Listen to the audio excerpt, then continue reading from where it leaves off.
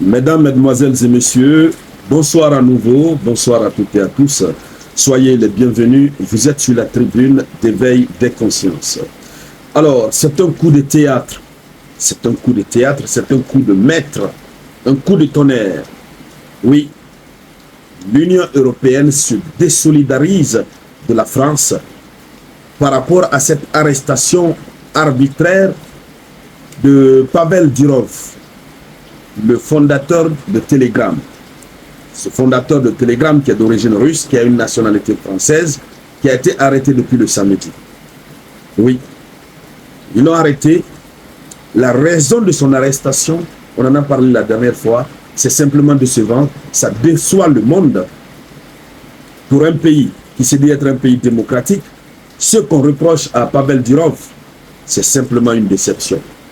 On comprend aisément que la France se bat, les Occidentaux se battent coûte que coûte pour, n'est-ce pas, avoir un monde à sens unique, un monde dans lequel seuls eux, leur opinion peut passer.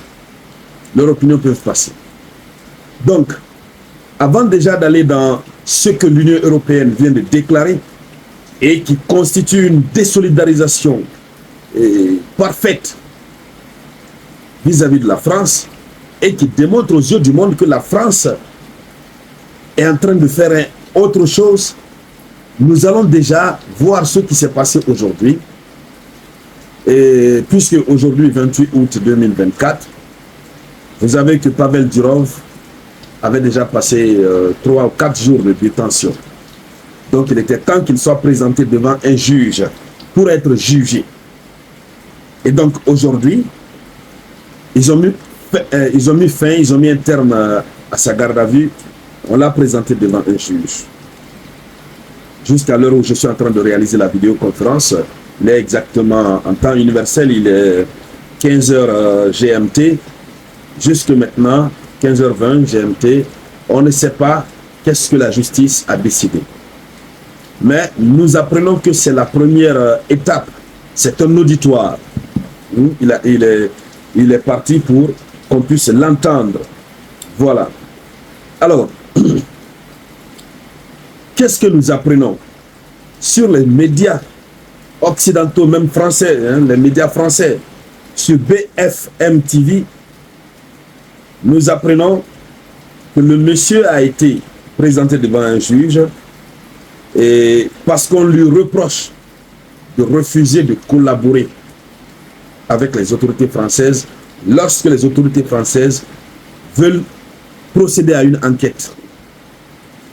C'est-à-dire, ils peuvent se lever à tout moment, ils viennent le voir et disent, bon, nous voulons enquêter sur tel, peut-être sur la Russie. Et dans ce cas, il doit collaborer et puis donner toutes les données de la Russie à la France. C'est ce que le monsieur refuse. Maintenant, nous apprenons aussi que le monsieur a été piégé. Nous apprenons que Pavel Durov a été piégé. Pavel Durov aurait déclaré, je le mets au conditionnel, puisque je n'étais pas présent quand il faisait la déclaration, il aurait déclaré à la police lors de son arrestation, quand on l'a demandé, il est venu faire quoi en France, qu'il était venu pour un dîner. Là, on a appris cette information partout, qu'il était allé pour un dîner. Mais il était allé pour faire quel type de dîner? Pavel Durov aurait dit qu'il avait été invité par Emmanuel Macron pour un dîner. C'est pourquoi il s'est rendu en France. Sinon, imaginez, il va aller faire quoi en France? Il sait que la France a lancé un mandat de recherche contre lui. Maintenant, lorsque c'est le président lui-même qui te dit, viens, vous échangez, il te dit, viens, on va faire un dîner, qu'est-ce que tu peux faire? Bon, il n'a pas été aussi très malin à ce niveau. Quel type de dîner, s'il veut manger, il ne peut pas manger. Mais lui aussi, peut-être, il a pensé que c'était pour raffermir les relations, etc., etc. Mais là où Pavel Durov, il est, quand il va sortir dans ça, il va comprendre les choses. Oui, oui, il va mieux comprendre les choses. Donc, on l'a invité pour un dîner, il est venu. On a donné l'ordre, il faut l'arrêter. Et puis, depuis lors, son boss ne dit plus rien. Celui qui l'a invité ne parle pas. Donc, c'est ce que nous apprenons. Alors, allons-y dans les profondeurs, mesdames, mesdemoiselles et messieurs. Allons-y dans les profondeurs. Oui. Donc, il est le juge d'instruction a mis un terme à sa garde à vue. Pavel Durov, il est donc en interrogatoire de première comparution et d'une potentielle mise en examen. Il va être mis en examen pour vérifier, etc., etc., etc. Alors, qu'est-ce qu'on lui reproche concrètement? Qu'est-ce qu'on lui reproche? La France dit que Pavel Durov, il a cette application où il a plus d'1 milliard de personnes. Donc, c'est beaucoup de personnes. Voilà, c'est beaucoup de personnes. Et donc, les photos, les vidéos que les gens publient sur cette plateforme, la France voudrait que Pavel Durov procède à la censure. Il doit censurer, notamment les images de terrain de la Russie. Il faut qu'il censure. Mais quand vous partez sur Telegram, c'est grave. D'ailleurs, ils sont en train de faire la promotion de l'application Telegram. À travers cette arrestation, ils sont en train de faire sa promotion. Vous partez sur les sites officiels Telegram des Russes, mais c'est grave. Vous avez les vraies images de terrain, mais c'est insupportable, c'est insoutenable.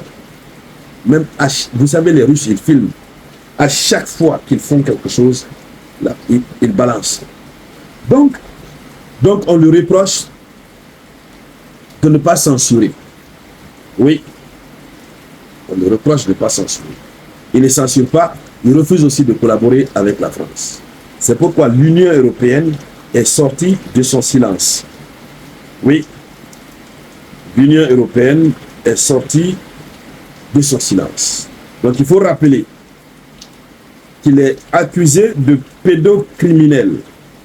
Oui, plus qu'il a près d'1 milliard d'utilisateurs dans le monde, et puis qu'il est beaucoup convoité, mais il refuse de censurer.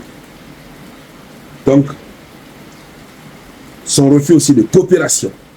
Alors, l'Union européenne dit quoi? Ce 28 août 2024, l'Union européenne, la Commission de l'Union européenne a précisé à Euronews,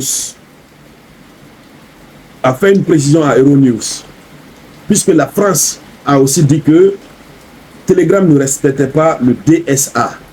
Et le DSA, c'est quoi? C'est une réglementation européenne qui demande aux propriétaires de ces applications de modérer. Mais l'entreprise Telegram a confirmé qu'eux, ils respectaient le DSA. Maintenant, la Commission de l'Union européenne est venue préciser à Euronews que le DSA, qu'il soit respecté ou pas, ne peut pas donner lieu à des poursuites pénales ou des arrestations. La Commission européenne dit, elle rappelle que cette arrestation, il s'agit d'une enquête franco-française. Donc que c'est entre eux là-bas. La Commission de l'Union européenne n'a rien à voir dans ça. Puisque si le DSE n'est pas respecté, la sanction est pécuniaire. On ne peut pas poursuivre quelqu'un pénalement, on ne peut pas mettre quelqu'un en prison pour ça. C'est ce que la Commission de l'Union européenne dit. Et elle précise que c'est une enquête franco-française. Donc, autrement dit, ce sont les autorités françaises qui savent pourquoi elles sont en train de procéder à cette arrestation. Est-ce que la Commission de l'Union européenne a peur des représailles de la part de Moscou? Gros point d'interrogation. Ce qui reste clair, on va suivre cette actualité et tout ce qui va en découler, on en parlera très prochainement dans les vidéoconférences suivantes. Merci donc à toutes et à tous. Je vous reviens tout à l'heure avec de nouvelles actualités. C'était la voix de votre unique samouraï.